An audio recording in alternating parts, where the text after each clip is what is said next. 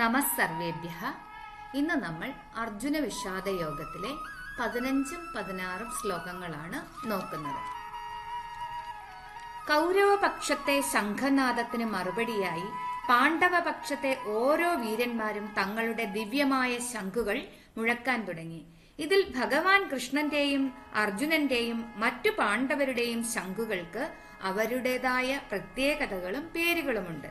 വിജയത്തിന്റെ നാദമായി കുരുക്ഷേത്രത്തിൽ മുഴങ്ങിയ ആ ശംഖുകളെ നമുക്ക് പരിചയപ്പെടാം.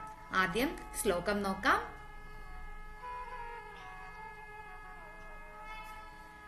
പാഞ്ചജന്യം ഹൃഷീകേശഃ ദേവദത്തം ധനഞ്ജയഃ പൗണ്ഡ്രം ദദ്മൗ മഹാശംഖം ഭീമകർമാവൃകോദരഃ.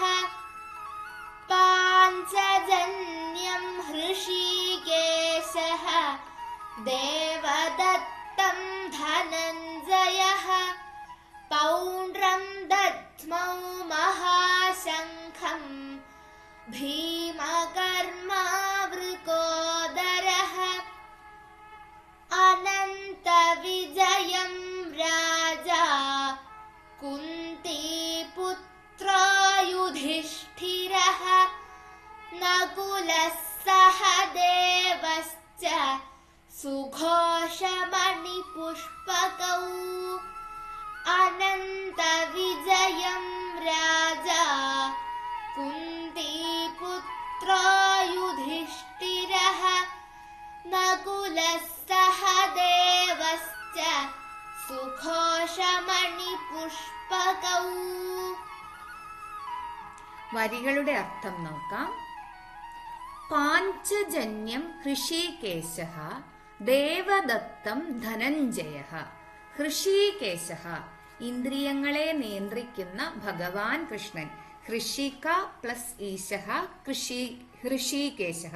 ഹൃഷിക എന്നാൽ ഇന്ദ്രിയങ്ങൾ, ഈശ എന്നാൽ നാഥൻ, അതായത് നിയന്ത്രിക്കുന്നവൻ.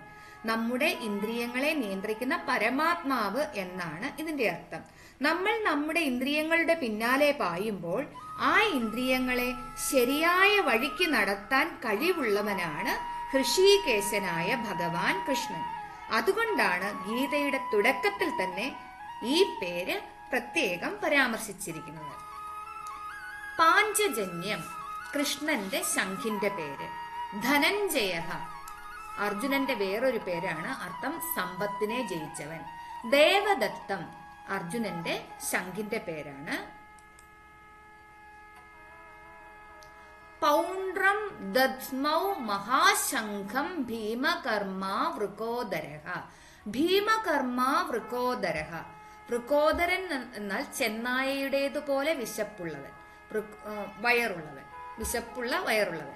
ഭീമകർമ്മ ഭയങ്കരമായ പ്രവൃത്തികൾ ചെയ്യുന്ന. ഭീമകർമ്മ വൃകോദരഃ ഭയങ്കരമായ പ്രവൃത്തികൾ ചെയ്യുന്ന ചെന്നായയുടേതുപോലെ വിശപ്പുള്ള ഭീമൻ.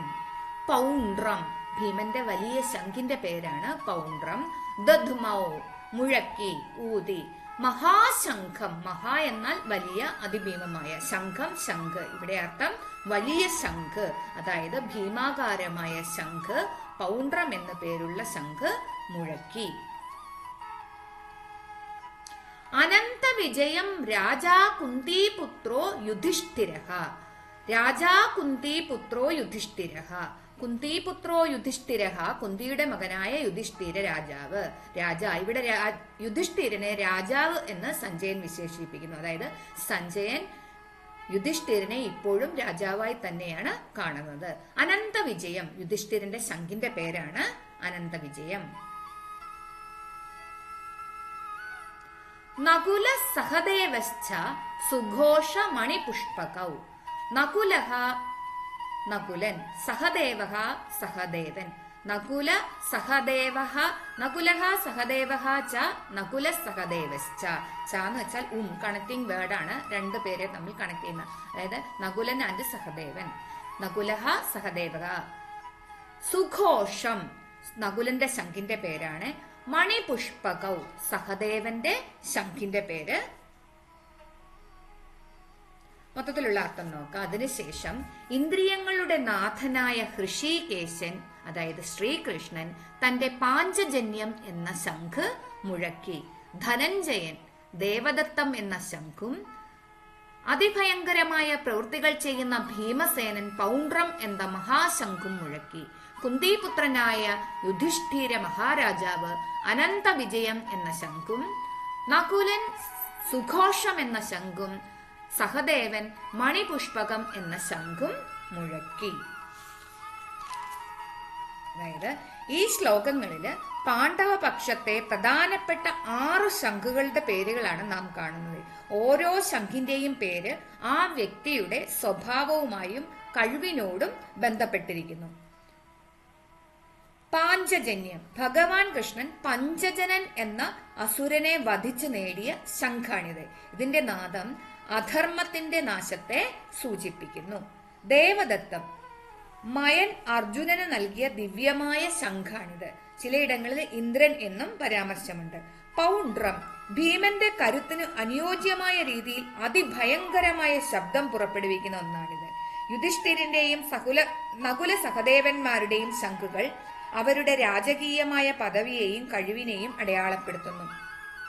പാണ്ഡവരിലെ മൂത്തവനായ യുധിഷ്ഠിര മഹാരാജാവ് മുഴക്കിയ ശംഖിന്റെ പേരാണ് അനന്തവിജയം. പേര് സൂചിപ്പിക്കുന്നത് പോലെ തന്നെ ധർമ്മത്തിന്റെ വഴിയിൽ നടക്കുന്നവർക്ക് ലഭിക്കുന്ന വിജയം അനന്തവും ശാശ്വതവുമാണെന്ന് ഈ ശംഖുനാദം ലോകത്തോട് വിളിച്ചു പറയുന്നു. രാജസൂയ യജ്ഞത്തിനു ശേഷം ലഭിച്ച ഈ ദിവ്യശംഖ് മുഴങ്ങിയപ്പോൾ കൗരവപക്ഷത്തെ അധർമ്മികൾ ഭയത്താൽ വിറച്ചുപോയി. നകുലന്റെ ശംഖായ സുഘോഷം മനോഹരമായ ശബ്ദത്തിലൂടെ വിജയത്തെ പ്രഖ്യാപിച്ചപ്പോൾ സഹദേവന്റെ രത്നഖചിതമായ മണിപുഷ്പകം അധർമ്മത്തിന് മേൽ ധർമ്മം നേടാൻ പോകുന്ന ഐശ്വര്യപൂർണമായ വിജയത്തിന്റെ സൂചന നൽകി. പാണ്ഡവപക്ഷത്തെ ഈ ഓരോ ശംഖുകളും കേവലം ഉപകരണങ്ങളായിരുന്നില്ല, മറിച്ച് ഓരോരുത്തരുടെയും കഴിവിന്റെയും ഈശ്വരാനുഗ്രഹത്തിന്റെയും അടയാളങ്ങളായിരുന്നു. ജീവിത പാഠം നോക്കാം. നമ്മുടെ ഓരോരുത്തരുടെയും ഉള്ളിൽ ഓരോ കഴിവുകൾ ഉറങ്ങിക്കിടക്കുന്നുണ്ട്. പാണ്ഡവർ ഓരോരുത്തരും തങ്ങളുടേതായ ശംഖുകൾ പേരെടുത്തു പറഞ്ഞു മുഴക്കിയത് അവരുടെ ആത്മവിശ്വാസത്തെയും വ്യക്തിത്വത്തെയുമാണ് കാണിക്കുന്നത്. ഒരു ലക്ഷ്യത്തിലേക്ക് ഒരുമിച്ച് നീങ്ങുമ്പോഴും ഓരോരുത്തരും അവരവരുടെ മേഖലകളിൽ പ്രാവീണ്യം തെളിയിക്കേണ്ടത് വിജയത്തിന് അനിവാര്യമാണ്. ശ്ലോകം ഒരിക്കൽ കൂടി കേൾക്കാം. പാഞ്ചജന്യം ഹൃഷീകേശഃ ദേവദത്തം ധനഞ്ജയഃ പൗണ്ഡ്രം ദദ്മൗ മഹാശംഖം ഭീമകർമാവൃകോദരഃ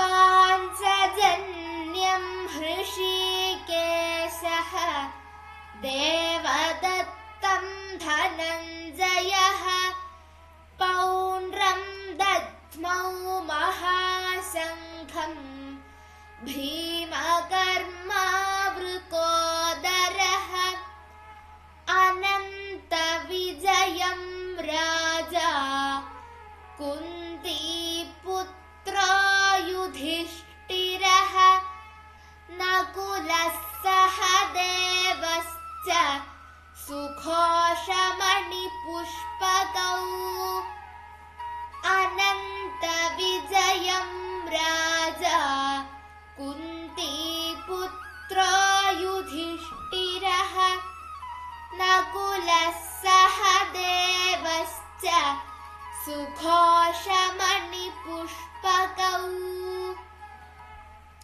ഈ 2 ശ്ലോകങ്ങളിലൂടെ പാണ്ഡവപക്ഷത്തെ പ്രധാന യോദ്ധാക്കൾ ഓരോരുത്തരും തങ്ങളുടെ ദിവ്യമായ ശംഖുകൾ മുഴക്കി യുദ്ധത്തിന് സജ്ജരാകുന്ന കാഴ്ചയാണ് നമ്മൾ കണ്ടത്. ഈ ശംഖുനാദങ്ങൾ വെറുമൊരു ശബ്ദമായിരുന്നില്ല, മറിച്ച് ഓരോ പാണ്ഡവന്റെയും ആത്മവീര്യവും വിജയത്തിലുള്ള ഉറച്ച വിശ്വാസവുമാണ് ഇതിലൂടെ പ്രകടമായത്. ഭഗവാൻ കൃഷ്ണന്റെ പാഞ്ചജന്യം മുതൽ സഹദേവന്റെ മണിപുഷ്പകം വരെയുള്ള ഈ ദിവ്യനാദങ്ങൾ കുരുക്ഷേത്ര ഭൂമിയിൽ ഒരു തരംഗമായി മാറി. പാണ്ഡവപക്ഷത്തെ ഈ ഐക്യവും കരുത്തും കൗരവരിൽ എങ്ങനെയുള്ള ആഘാതമാണ് ഉണ്ടാക്കിയത്? ഈ ശംഖുനാദങ്ങൾക്ക് മറുപടിയായി മറ്റു പാണ്ഡവ വീരന്മാർ എന്താണ് ചെയ്തത്? ഇതൊക്കെ നമുക്ക് അടുത്ത വീഡിയോയിൽ വിശദമായി പഠിക്കാം. ധന്യവാദഃ. ഹരേ കൃഷ്ണ.